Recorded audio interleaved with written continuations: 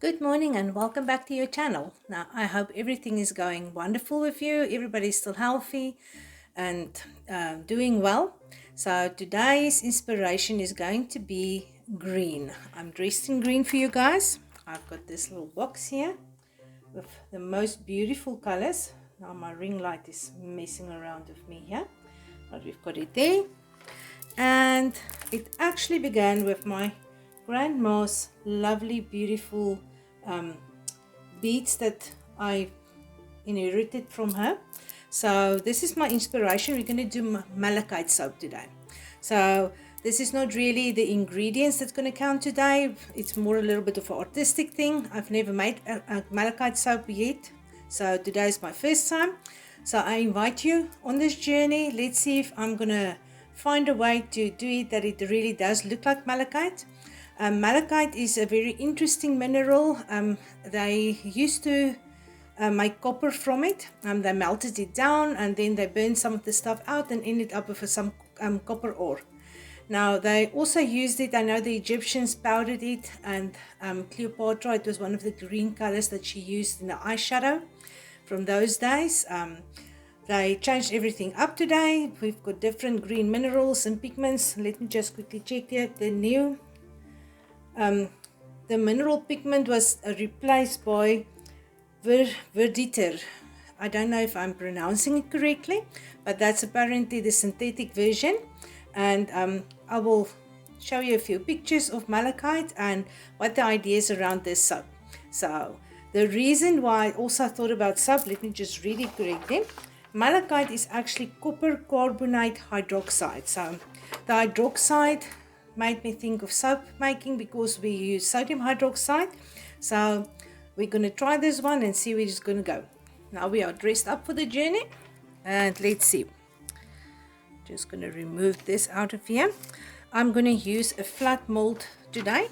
Now usually I use the loaf molds. Now for this one we're going to cut 6 soap out of it. I'm going to cut it in half and then I'm going to cut it like that as well. So we're going to do a top pour and work from there on. Now I already mixed my oils and melted them down, and I have made my lye solution also about an hour or so ago. Because I wanted to cool down, I need a very slow trace here because it's going to be lots of layer on top of layer on top of layers. So yeah, I need them to trace as slowly as possible. Just to get an idea, we've got 23 degrees Celsius in this one, nearly 24, and this one is 37.9, 38, round about there. Room temperature is around 16 degrees Celsius in my house, just for the interest of it. And I did not get my gloves ready for this one. I found them, no problem. And I've got my goggles. Now the colorants that I'm going to use here, I've got some titanium dioxide. I've got some black oxide. The reason I'm not going to use activated charcoal today, activated charcoal tends to suck up a little bit of the moisture, so soap do trace a little bit faster. So I prefer to use the iron oxide or the black oxide. Then I've got a green clay here. Now the green clay is just one of my colors. I think this is the closest color that I do have to malachite. Then I have 2 micas here, a green peacock mica and a deep green mica. These 2 micas are from Rivelia Soap if you're in South Africa. So I bought them from her. Let's just move this out of the way. Now I predispersed all of them already in a little bit of oil. I took about a teaspoon of oil in each one of my containers, and I added between it's about a half a teaspoon so that I used. I didn't really want to go darker at the moment. I will add as I need to, but for this I think this is our starting point. A tablespoon full of oil with about a half teaspoon, 2.5 milliliters of mica or colorant or titanium dioxide or whatever we use. So I'm just going to put them to a side. And then let's get these 2 guys together. and gear up. Now, interesting thing about the malachite, it used to be mined a lot.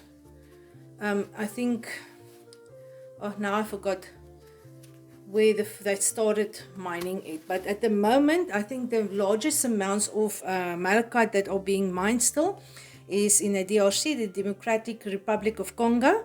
So it's in North Africa, but you do get malachite all over the world, from Africa to America. I think Arizona is one of the places that I've read that they do mine it.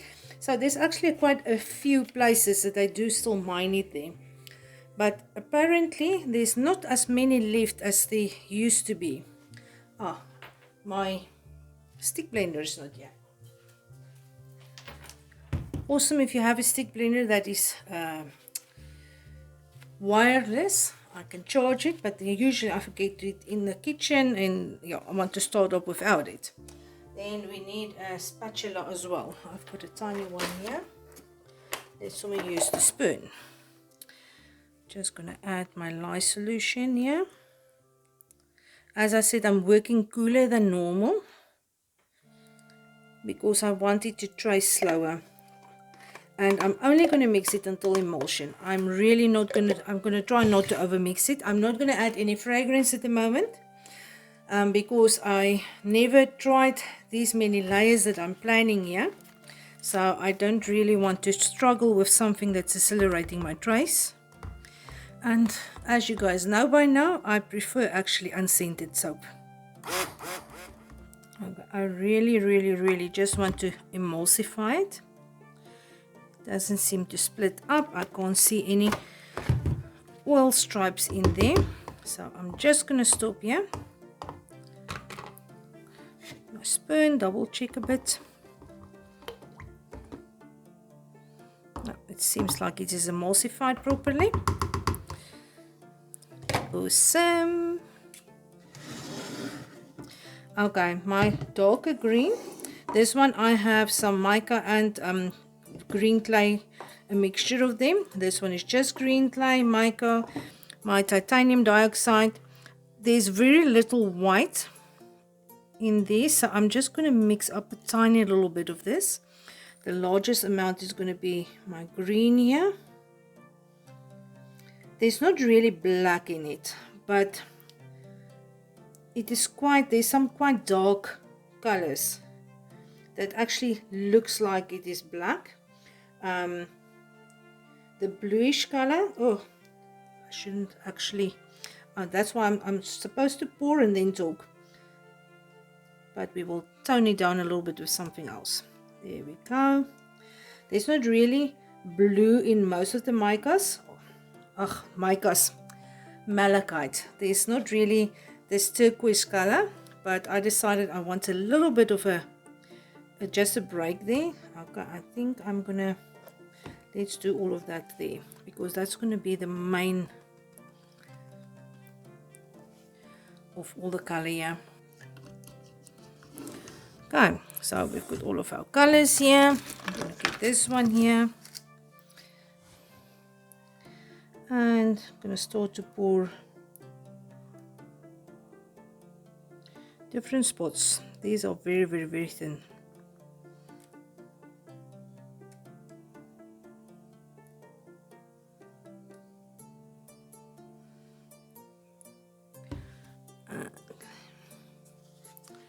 One of these.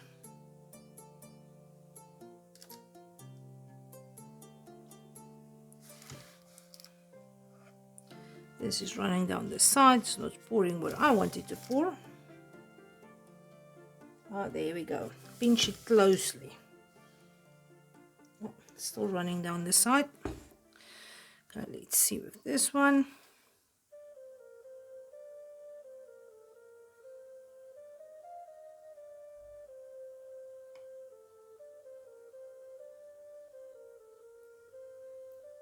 The lovely thing about nature is it's usually not that precise.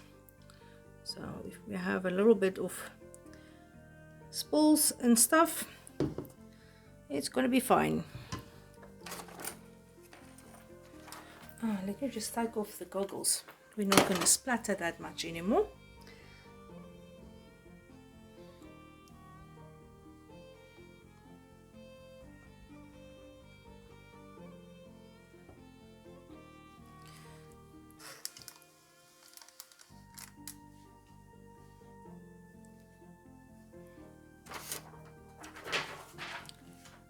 Just grab that one there.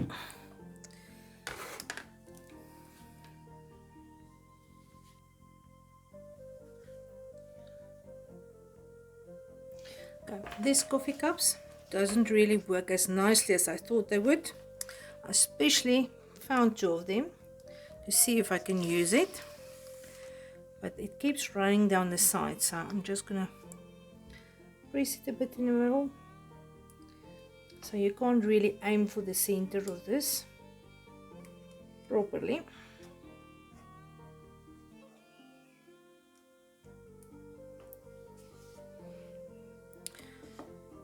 See, I don't really have a different option here, so let's just go with it and see where we're going to end up.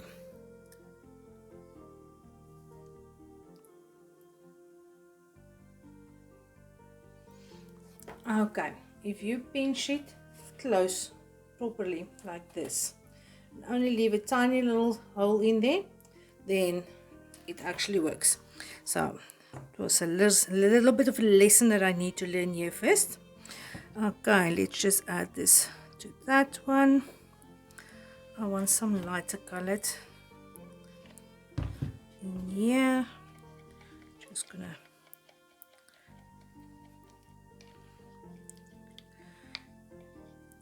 let's just make a mix and match. 2,000 years later.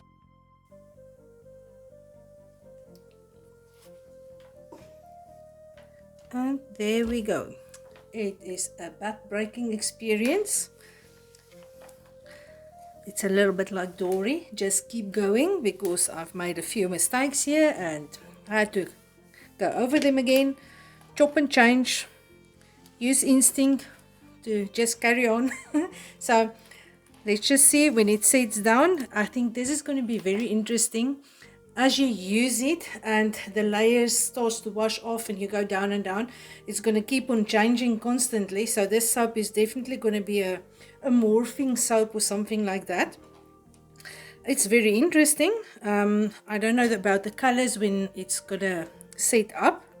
So, but let's see if it's going to resemble anything Malachite at all.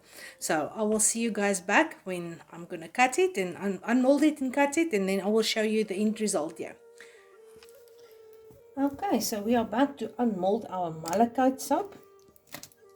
It's been about a day and a half now because I was busy with other stuff. I didn't get around to unmolding this one, but I think we will still be okay here.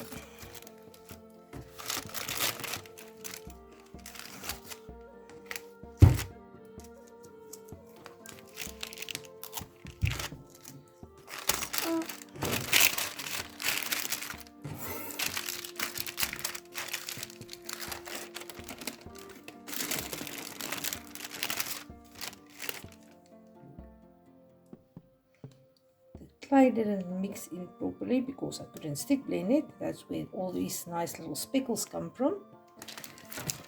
But it's okay. I must keep my bearings together here. Okay, yeah.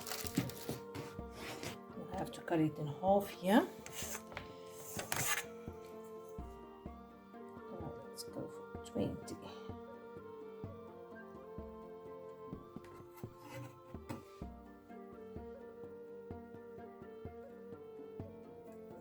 There.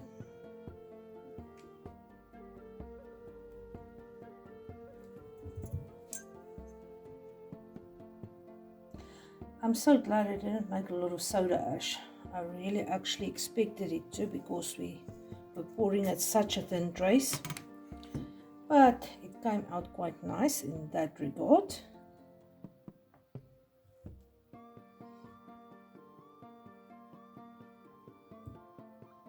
Yep.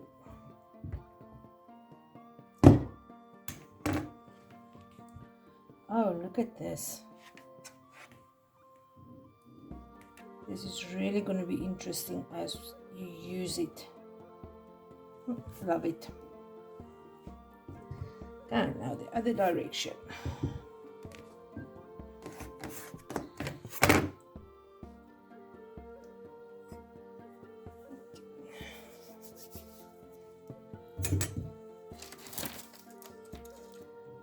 Not having to do the math, it's about six. Yep.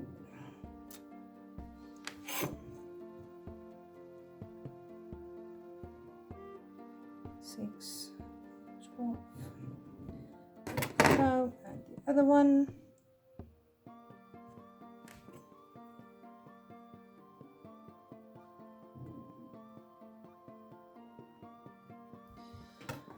Now, my takeaway on this soap. It took forever. It broke my back. It really did take much longer than I thought it was going to take. But I think it was worth it. Look at that. Man, I like the inside of the soap. I actually wondered if it was going to be muddled underneath.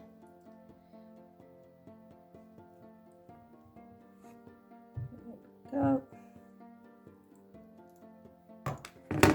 This is really going to be interesting to use. The other one. So if you ever want to make this up, I'm going to fast forward. If I fast forward the video, or my son is going to fast forward the video for you guys, because it really took nearly an hour to do this pour. The recipe in the description box, it behaved awesomely. It was fluid all the way to the very end. It did set up within a day, quite nice and hard, so I can't complain about that either. So I am actually quite impressed with the end result here. So just gonna plane the sides a little bit here. And if I had a planer, I think I would have planed the tops as well, because that would have actually just, I think, bring out the pattern so much better.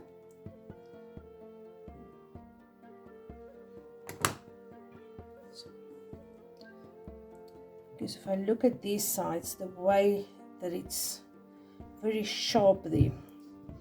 Let's see.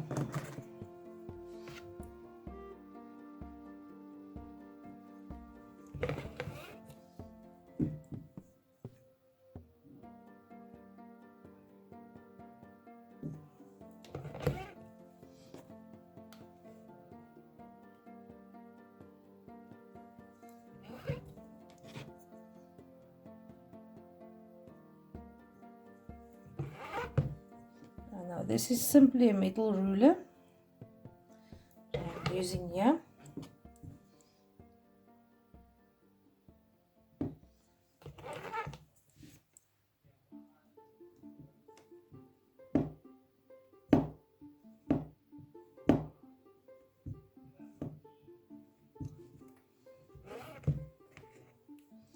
And scraping it down. I think it does make a difference. This is lovely. I love this. But would I do it again? I very much doubt it, because it really took forever. I'm not a very patient person. An hour on a pour, it must be very special soap. But I do think it really did come out very nicely. So yeah, this is my mess again on my table.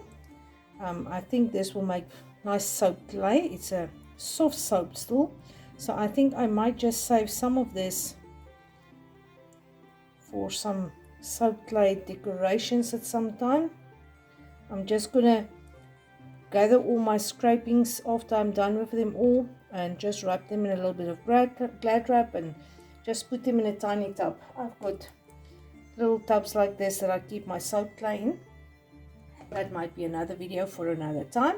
How to make soap clay, how to use it. I'm gonna test this and see if it's going to work nicely as soap clay. It does feel it feels pliable enough. So we will see if it's going to be too crumbly to use or not, but I think this might just work. Yeah, there we go. So I'm just going to tidy them all up, and then I will show you the pictures of the end result when they're all neat and gathered together. So happy soaping until I see you guys next time again.